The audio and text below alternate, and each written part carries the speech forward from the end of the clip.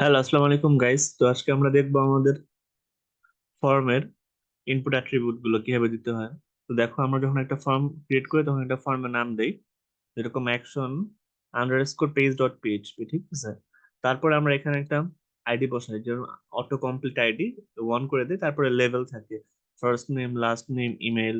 তো আমরা যখন ফার্স্ট নেম দেই, ফার্স্ট নেমের জন্য আমাদের এফ নেম থাকে আইডি, লাস্ট নেমের জন্য এল নেম থাকে আইডি।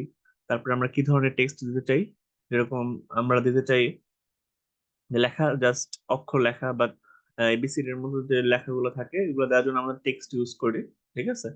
তারপরে আমরা লাস্ট নেমের জন্য এল নেম ইউজ করি, ইমেইলের জন্য আমরা লেভেল ইউজ করি ইমেইল, ঠিক আছে। তারপরে অটো কমপ্লিট আমরা অফ রাখি ইমেইলের জন্য, ঠিক আছে।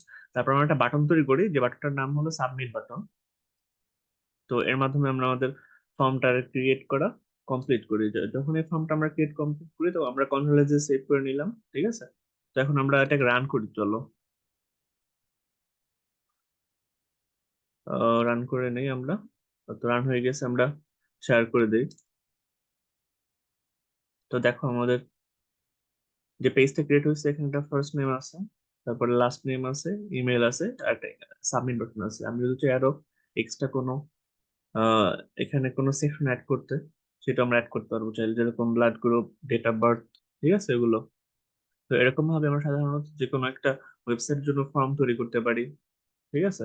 তো আমাদের ওয়েবসাইটে আমরা এইচটিএমএল এর মাধ্যমে ফর্ম তৈরি করব, ডিজাইন তৈরি করব, লেআউট তৈরি করব। তো এগুলো হবে সব ইনপুট অ্যাট্রিবিউটের আন্ডারে থাকবে, ঠিক আছে। তো ইনপুট অ্যাট্রিবিউটের এইটুকুই ছিল আজকে আমাদের ক্লাস। Thank you.